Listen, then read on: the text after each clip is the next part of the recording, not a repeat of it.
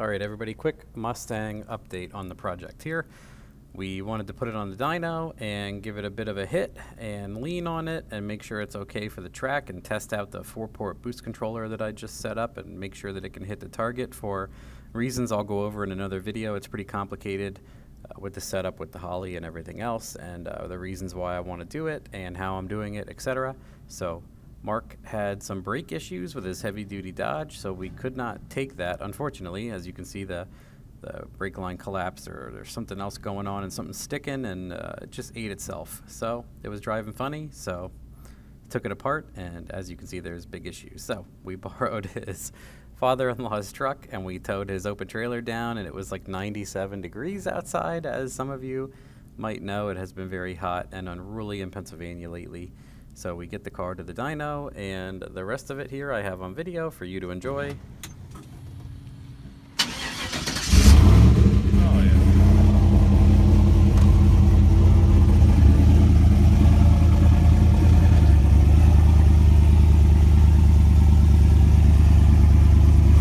Straight back, man.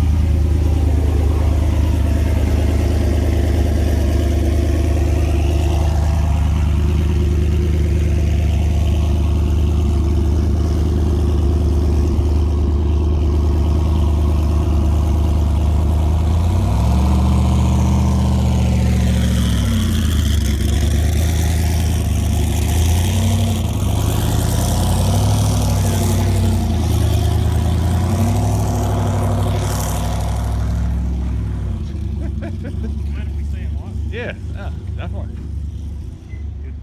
Here we go, guys. Let's see what the fuck happens. Let's keep our fingers crossed. The rod's staying it. Yeah.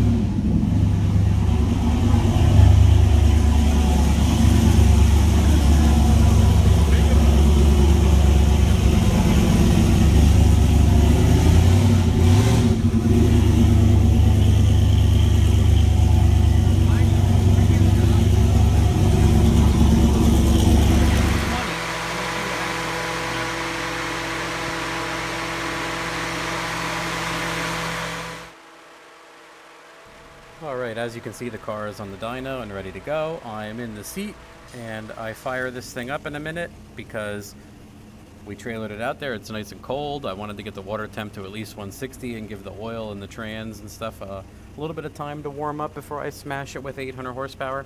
So I slowly go through first, second, third here, and I end up my tune-up, and I was like, it's 130 degrees in this car. I don't want to be here all day. I'm just going to put my Hero tune-up in this thing.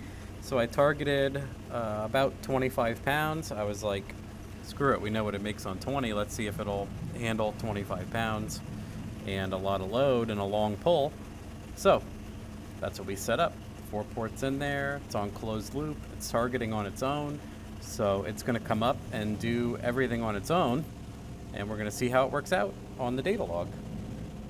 So I just speed this thing up, let it warm up. It's only at like 100 some degrees right now. Wait until we get to about 160, and then I make my pull in high gear.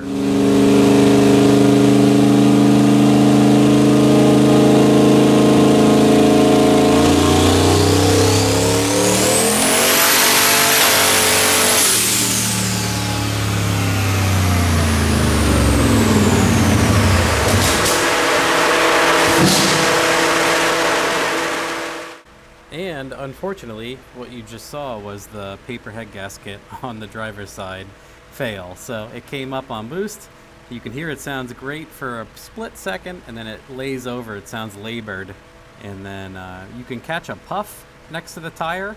That's the head gasket. It actually blew a chunk of the head gasket clean out of the head.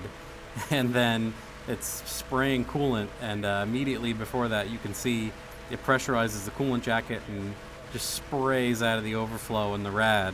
So all of that happens at once pretty quick. So I'll go over this, and we have pictures. It blew a chunk almost the size like of a playing card out of the head when it knocked the O-ring out. And there's another picture of literally the O-ring just hanging out of the cylinder head like a hook. So this thing fired right up, and we drove it right back onto the trailer. And it seems like just a head gasket, I think. So what we'll do now is I'll buy the Summit $35 It's 35 bucks for a pair of HO5348 head gaskets. So I'm going to get those guys, take the heads off. I might even have the heads decked just to make sure they're flat, since this car had a bad head gasket when it was stock. So it had 200 horsepower and someone knocked the head gasket out of it. So I'd like to think that maybe this was just too much for the papers, but part of me thinks, you know, also could have been hurt beforehand. 50-50. I don't want to rule out anything at this point. So we'll do the 5348 head gaskets and then maybe deck the heads, document it all, slam it back together, put it back on the roller, smash it with some more boost. So yes, here is the chunk of the head gasket that it evacuated right out the side of the block onto the floor. We found it after we pushed the car out. And next here, you can kind of see, if you're good, right next to that front head bolt there, there's just a winglet of the O-ring for the head gasket. The steel piece is just pushed clean out of the head.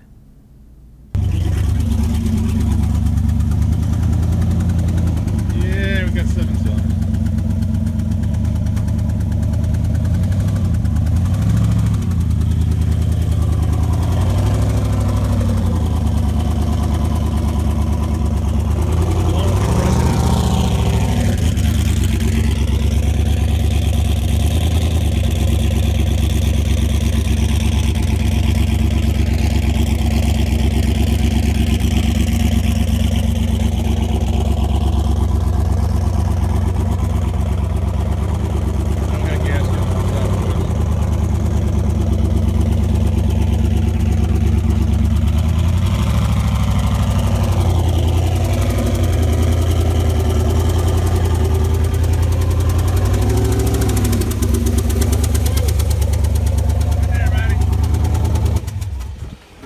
Engine.